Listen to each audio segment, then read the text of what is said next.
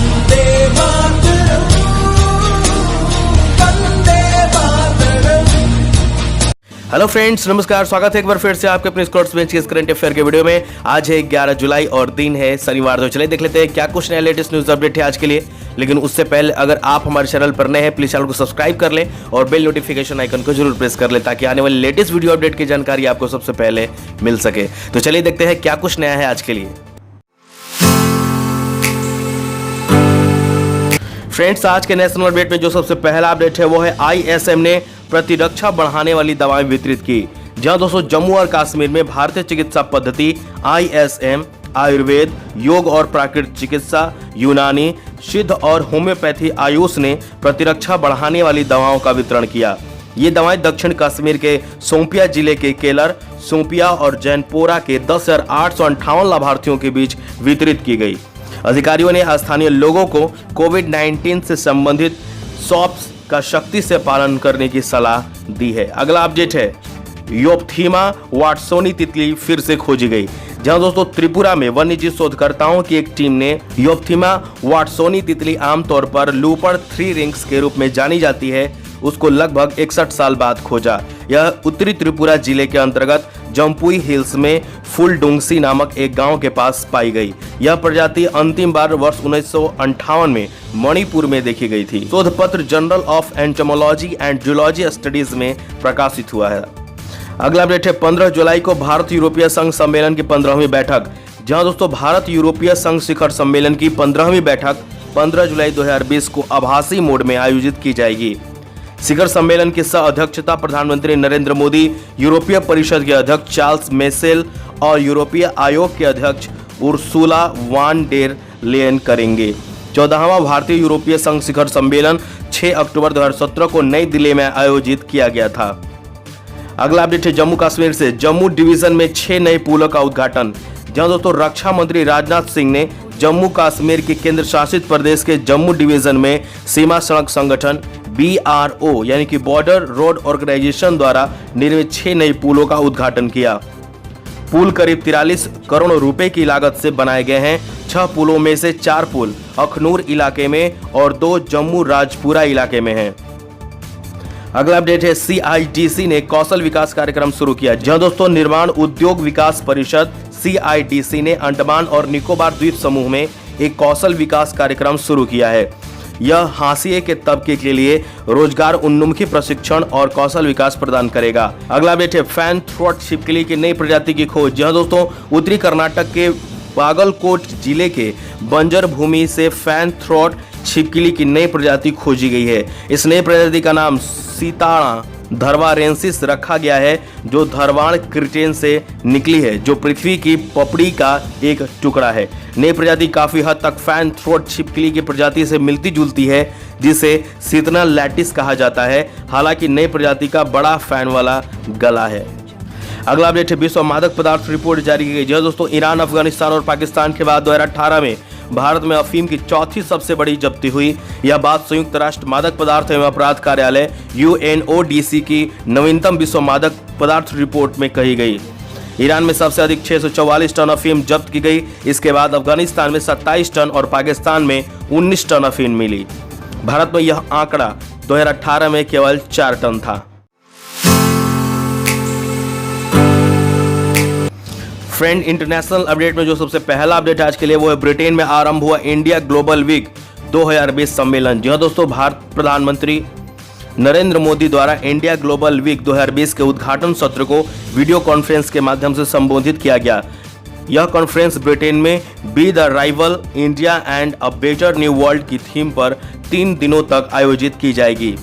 इसके अलावा वर्चुअल सम्मेलन में आत्मनिर्भर भारत अभियान पर नेवर सीन बिफोर कार्यक्रम का भी आयोजन किया जाएगा। इंडिया ग्लोबल वीक 2020 सम्मेलन में 30 देशों के 5000 वैश्विक प्रतिभागी हिस्सा लेंगे और इसे 75 यानी कि 75 सत्रों में 250 वैश्विक वक्ताओं द्वारा संबोधित किया जाएगा।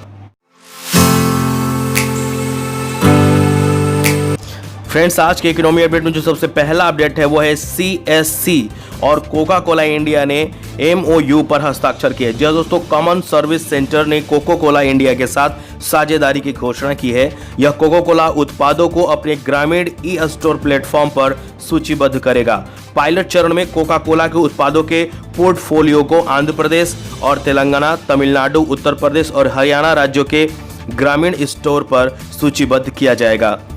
अगला अपडेट है global real estate transparency index 2020। जी हाँ दोस्तों, भारत के रियल एस्टेट उद्योगों ने जोन्स लैंग लॉसेस यानी कि JLL को द्विवार्षिक global real estate transparency index GRETI ग्रेटी में वैश्विक और क्षेत्रीय रूप से सबसे बड़े सुधारों में से एक के रूप में दर्ज किया गया है।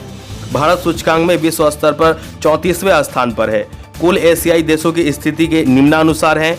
मुख्य भूमि चीन 32वां स्थान, थाईलैंड 33वां, भारत 34वां, इंडोनेशिया 40वां, फिलीपींस 44वां और वियतनाम 56वां देश है।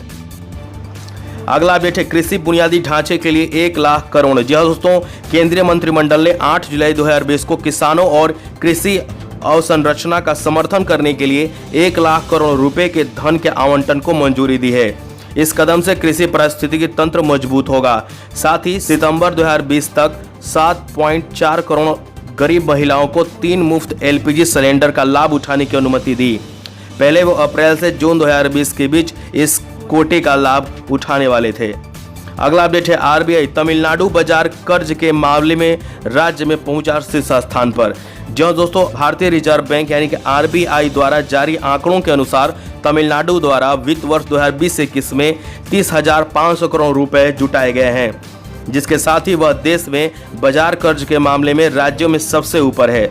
तमिलनाडु, जिसने बॉन्ड यानी कि जिसे राज्य विकास ऋण के रूप में जाना जाता है, इसके माध्यम से किए गए उधार का 17% हिस्सा है। इसके बाद महाराष्ट्र 25,500 करोड़ 14%, आंध्र प्रदेश 17,000 करोड़ यानी कि 9% और राजस्थान 17,000 करोड़ 9% है। RBI द्वारा की गई नीलामी में तमिलनाडु ने 35 साल के बॉन्ड के लिए 6.63% की कम ब्याज दर पर 1,250 करोड़ और 3 साल के बॉन्ड के लिए 4.54% की दर से 1,250 करोड़ रुपए जुटाए। इससे जुड़े तथ्यों की बात कर ले तो तमिलनाडु के राज्यपाल बनवारी लाल पुरोहित हैं और तमिलनाडु के मुख्यमंत्री के पलानीस्वामी हैं। फ्रेंड्स, बुक या ऑथर अपडेट में जो सबसे पहला अपडेट आज के लिए वो है मंगोलियाई कांजूर को 108 खंडों का पुनः प्रकाशन। जहां दोस्तों, संस्कृत मंत्रालय ने नेशनल मिशन फॉर मानुस NMM के तहत मंगोलियाई कंजूर के 108 खंडों को फिर से प्रकाशित करने की परियोजना शुरू की है। NMM के तहत प्रकाशित मंगोलियाई कंजूर के 5 खंडों का पहला सेट राष्ट्रपति रामनाथ कोविंद को धर्म चक्र दिवस के अवसर पर प्रस्तुत किया गया था। मंगोलिया कंजूर को मंगोलिया का सबसे महत्वपूर्ण धार्मिक ग्रंथ माना जाता है। अगला अपडेट है महावीर यानी 1962 के भारत चीन युद्ध पर आधारित पुस्तक। जहां दोस्तों, 1962 के नूरनांग की भारत चीन लड़ाई की कहानी बताने वाले एक उपन्यास को पुरस्कार विजेता AK श्री कुमार ने लिखा है। Mahavir the soldier who never died शीर्षक वाली किताब गढ़वाली सैनिक जसवंत सिंह रावत के अदम्य साहस और निस्वार्थ प्रेम की एक देशभक्त कहानी है। पुस्तक का प्रकाशन एक उच्च प्रख्यात भारतीय प्रकाशन गृह रूपा प्रकाशन द्वारा किया गया है।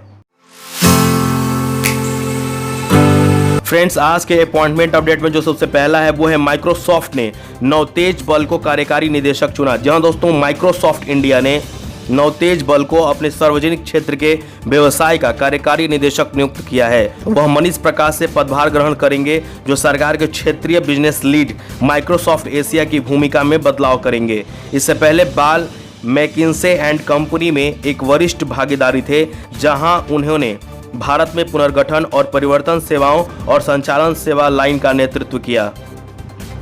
अगला अपॉइंटमेंट है वर्मा को IEPFA के अध्यक्ष के रूप में नियुक्त किया गया। जहां दोस्तों, सरकार ने कारपोरेट मामलों के सचिव राजेश वर्मा को निवेशक शिक्षा और सुरक्षा निधि प्राधिकरण IEPFA का अध्यक्ष नियुक्त किया है। वर्मा जब तक कारपोरेट मामलों के मंत्रालय में सचिव के पद पर रहते हैं, तब तक वे प्राधिकरण के प्रमुख होंगे। IEPFA के अध्यक्ष का पद वर्तमान MCA सचिव जो कोई भी हो उसके पास होता है। अगला अपडेट है Sukhbir Singh brand ambassador Luxury Rides. जी हाँ दोस्तों, लग्जरी राइड पूर्व स्वामित्व वाली multi brand luxury car showroom की श्रृंखला ने गायक सुखबीर सिंह को अपने ब्रांड एम्बेसडर के रूप में साइन किया है। सुखबीर सिंह जल्द ही लग्जरी राइड के लिए आने वाले ब्रांड और उत्पाद संचार की पहल के दौरान पूरी तरह से मार्केटिंग अभियान में दिखाई देंगे। फ्रेंड्स, आज के साइंस एंड टेक्नोलॉजी में जो सबसे पहला अपडेट है वो है गूगल ने गूगल प्लस को गूगल करेंट नाम से किया रीलॉन्च। जहां दोस्तों इंटरनेट दिग्गज कंपनी गूगल ने अपने social networking platform Google plus को गूगल करेंट के नाम से रीलॉन्च किया है। गूगल करेंट्स एक ऐसा प्लेटफॉर्म है जो यूजर्स को अपने कलीग से कनेक्ट करने, डॉक्यूमेंट्स एक्सचेंज करने के साथ साथ ऑर्गेनाइजेशन की बाकी एक्टिविटीज़ की जानकारी यूजर्स हासिल करने में सक्षम बनाता है। इसके अलावा यह यूजर्स को संगठन के अन्य विभागों में चल रहे कामकाज की जानकारी ट्रैक करने में भी मददगार होगा। वर्तमान में यह ऐप केवल जी सूट्स ग्राहकों के लिए उपलब्ध है। टेक दिग्गज द्वारा प्लेटफॉर्म के कम उपयोग सहित कंपनी द्वारा खोजे गए कुछ सुरक्षा बग के कारण गूगल प्लस को शट डाउन करने की प्रक्रिया का ऐलान अप्रैल 2019 में किया गया था। इससे जुड़े तथ्यों की बात कर ले तो गूगल के CEO वर्तमान में सुंदर पिचाई हैं और मुख्यालय इसका कैलिफोर्निया अमेरिका में है। अगला अपडेट आ रहा है अहमदाबाद में किसानों के लिए शुरू की गई धन्वंतरी रथ मोबाइल वैन। जो दोस्तों केंद्रीय कृषि एवं किसान कल्याण मंत्री नरेंद्र सिंह तोमर ने कोरोना वायरस के कारण राज्य में फसल और सब्जियों बेचने में आने वाली परेशानियों को मद्देनजर रखते हुए धन्वंतरी रथ मोबाइल वैन लॉन्च की। इस किसान रथ के जरिए किसान और व्यापारी आसानी से अपनी फसलों को खरीद और बेच सकते हैं। प्ले स्टोर पर दी गई जानकारी के मुताबिक किसान रथ देश भर के किसानों को और व्यापारों को कृषि उत्पाद को बाजारों तक पहुंचाने में मदद करेगा। फ्रेंड्स, आज के स्पोर्ट अपडेट में जो सबसे पहला अपडेट है वो एशिया कप क्रिकेट टूर्नामेंट स्थगित हो गया। जब दोस्तों एशियाई क्रिकेट परिषद ACC द्वारा इस क्षेत्र में कोविड-19 मामलों में उतार चढ़ाव के कारण एशिया कप क्रिकेट टूर्नामेंट को जून 2021 तक के लिए स्थगित कर दिया गया है। यह सितंबर 2020 में आयोजित होने वाला था। पाकिस्तान को इस बार मूल रूप से एशिया कप की मेजबानी करनी थी, लेकिन सुरक्षा कारणों से टूर्नामेंट को बाद में श्रीलंका में आयोजित किया जाना था। अगला अपडेट है केदार जाधव ने अपने स्पोर्ट्स वीक को लॉन्च किया। जहां दोस्तों भारतीय क्रिकेटर केदार जाधव ने महाराष्ट्र का पहला द्विभाषी खेल साप्ताहिक इनसाइड क्रिकेट लॉन्च किया है। समाचार, विचार, समीक्षा और साक्षात्कार से लेकर क्रिकेट से जुड़ी किसी भी चीज और सभी चीजों तक यह क्रिकेट के सभी पहलुओं को जानने और सामने लाने की कोशिश करेगा। www.insidecricket.co.in पर उपलब्ध साप्ताहिक आपको विशेषज्ञों से कोचिंग पहलुओं, फिटनेस और पोषण युक्तियां प्रदान करेगा। अगला अपडेट है IOC को मिला वर्ष 2020 का EU green building leadership award. जहां दोस्तों अंतर्राष्ट्रीय ओलंपिक समिति ने घोषणा की है कि लुसाने में स्थित उसके नए मुख्यालय को यूरोपीय 2020 US ग्रीन बिल्डिंग काउंसिल यानी कि USGBC लीडरशिप अवार्ड दिया जाएगा।